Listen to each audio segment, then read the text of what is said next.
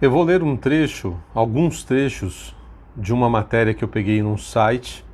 Vou deixar a descrição do site aqui no vídeo. Vou falar de quem é o texto e fazer alguns comentários pertinentes ao final do vídeo.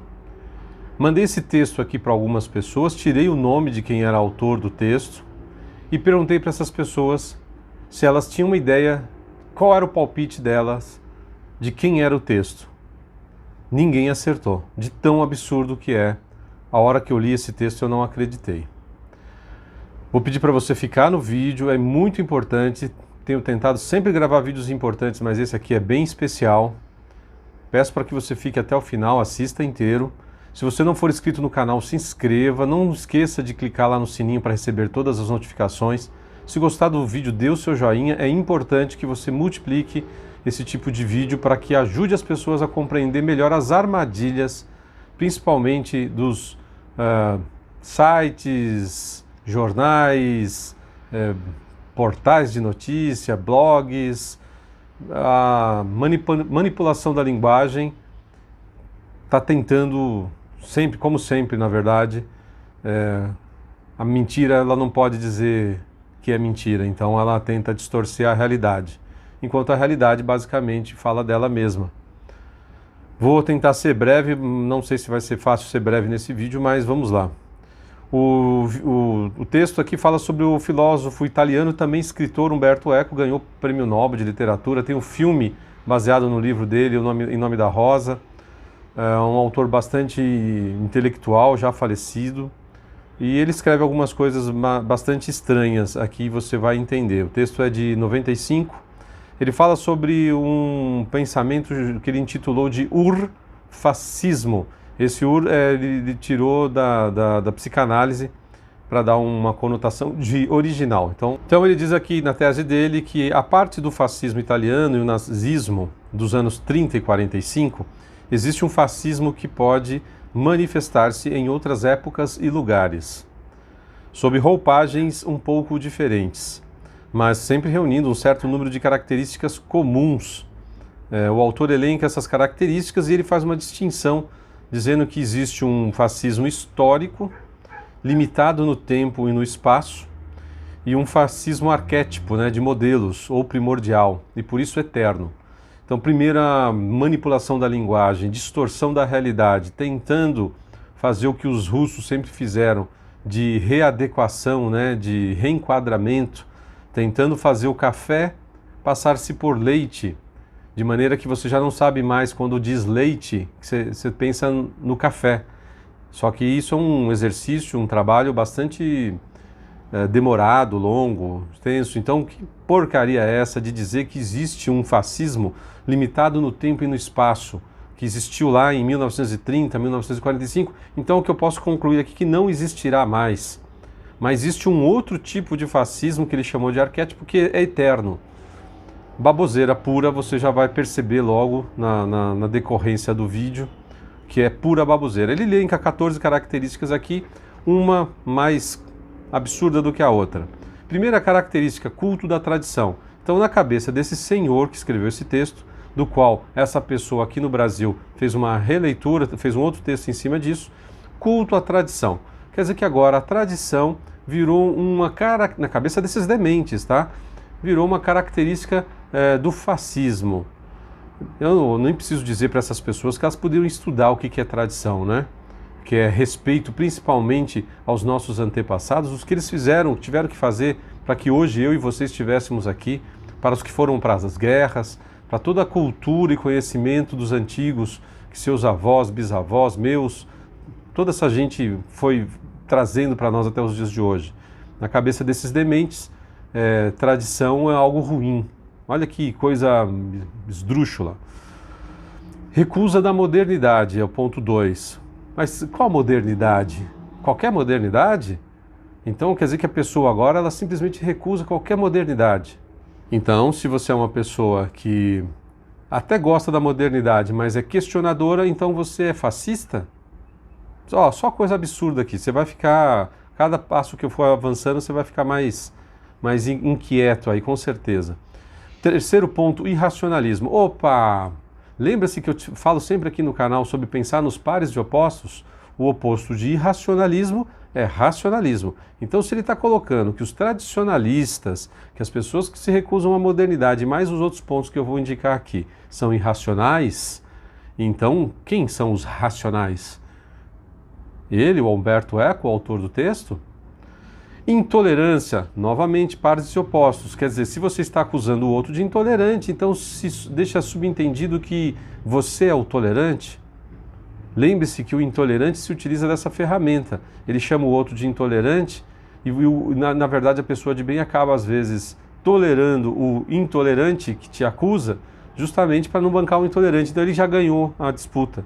Então, não há maneiras de você deixar isso passar. Tem que enfrentar mesmo, é enfrentamento. Enfrentamento pacífico, mas é enfrentamento. Medo da diferença.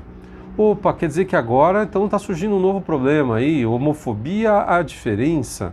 Quer dizer que nós temos que abraçar a diferença. Quer dizer, se eu gosto de laranja e declaro que eu não gosto de maçã, então eu estou sendo fascista? É isso? Eu não tenho direito de não gostar de maçã, por exemplo? E lembre-se, não gostar de maçã não me dá o direito de impedir que outro goste de maçã, que outra pessoa venha a produzir maçã, que alguém venha a comercializar maçã. São assuntos diferentes. Eu tenho o direito de dizer que eu não gosto de maçã. Ok? É um exemplo só. Então, o fascista agora é o cara que declara que não gosta disso ou daquilo, né? Então, medo da diferença. Olha que absurdo. Apelo ao sentimento de frustração.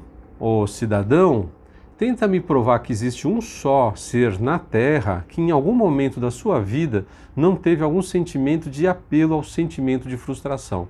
O próprio nascimento, o parto, dizem que é um dos momentos mais frustrantes da vida do ser humano, que ao romper ali com a ligação direta e bastante confortável com o útero da mãe, é um momento de frustração terrível. Então o gênio agora diz que tem um apelo ao sentimento de frustração, genérico. É claro que talvez no livro dele depois ele explique, mas explicação completamente desnecessária. Dá para perceber logo de cara, pela lista que ele fez aqui, que é tudo uma grande aberração.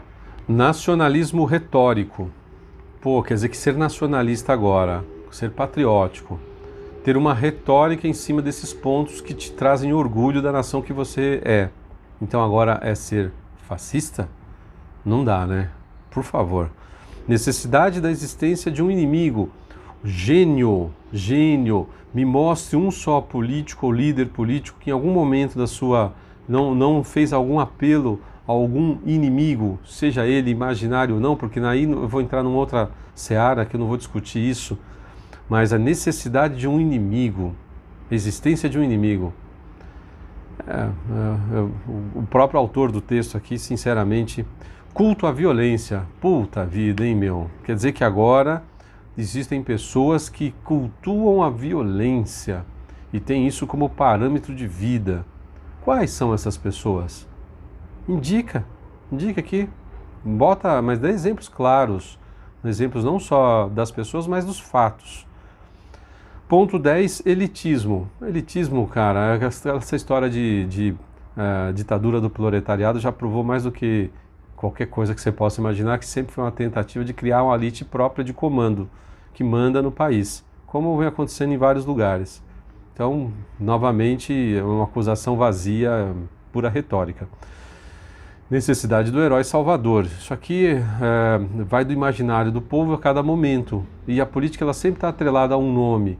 Então, por mais que você goste do atual presidente aqui no Brasil, por exemplo, ou que você não goste, isso independe, isso é indiferente quanto ao que ele está entregando. Então, ele está dizendo que necessidade de herói salvador, que a pessoa fica cega, ou é um ditador que toma a frente de um herói salvador, como acontece com o sebastianismo lá em Portugal, que até uma certa época se acreditava que o imperador desaparecido fosse retornar. Muito vago, muito nada a ver, assim, sinceramente. Aí foi um ponto que me deixou bastante preocupado, ponto número 12, repressão sexual. Pronto, agora tudo ele resolve com repressão sexual. Você se sentiu reprimido sexualmente em alguma coisa, não abraçou a diferença, foi intolerante, tem um culto à tradição, recusa da modernidade contra a questão sexual, você é um reprimido sexual, logo você é um fascista. Populismo. O populismo ele tem de todas as frentes, aí de direita, de esquerda, de conservador, progressista, vai depender muito mais da população, da maneira como o líder age como populista ou não, e eu não vou entrar nessa seara, isso aqui já é muito amplo. Hostilidade à cultura e à ciência. Toda vez que alguém faz uma frase em que ele coloca dois pontos na mesma frase, e dizendo que as pessoas estão contra isso, aí você já tem que ficar bastante...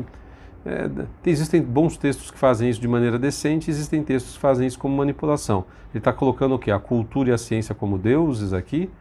Hostilidade e hostilidade. Que tipo de cultura? Que tipo de ciência? A ciência da pandemia, por exemplo, que eu não vou nem entrar nesse mérito. Para Eco, tais características não podem ser reunidas em um sistema, e muitas delas se contradizem entre si, mas diz ele, é suficiente que uma delas se apresente para que se forme uma nebulosa fascista. Então agora todo mundo é fascista, cara. Da direita à esquerda, dos progressistas aos conservadores, porque todo mundo apresenta algum desses pontos aqui. Então é de uma babaquice tremenda. Todo fascismo é, por definição, racista. Sim, o apelo de Mussolini e de Hitler. Eu vou deixar a descrição do livro aqui chamado Marxismo, Fascismo e Totalitarismo. E sim, tem componentes racistas e que provam, o livro prova que Mussolini e Hitler têm as suas raízes ali no socialismo, no sindicalismo, e que eles percebem durante uma guerra lá, principalmente na Itália, da Itália contra a Turquia, se eu não me engano, os caras na Itália percebem que essa questão do nacionalismo é muito forte, que essa questão do patriotismo é muito forte. Aí o socialismo internacionalista da Rússia, da União Soviética na época, ele é meio contra isso, e aí os caras criam a primeira ruptura ou uma dissidência aqui, mas é tudo socialista. A origem do fascismo, a origem do totalitarismo está com o socialismo, com o comunismo. Acredite, é um processo de readequação, de reenquadramento que esses caras vêm há muito tempo tentando distorcer essa realidade, tirando desse posicionamento e indo para outra coisa. Então eles falam muito aqui, né, de culto à personalidade, messianismo, dogma religioso. Eu vou cortar o vídeo agora, vou separar em outro vídeo, e aí eu quero que você assista até o final e eu te digo exatamente como são as coisas aqui.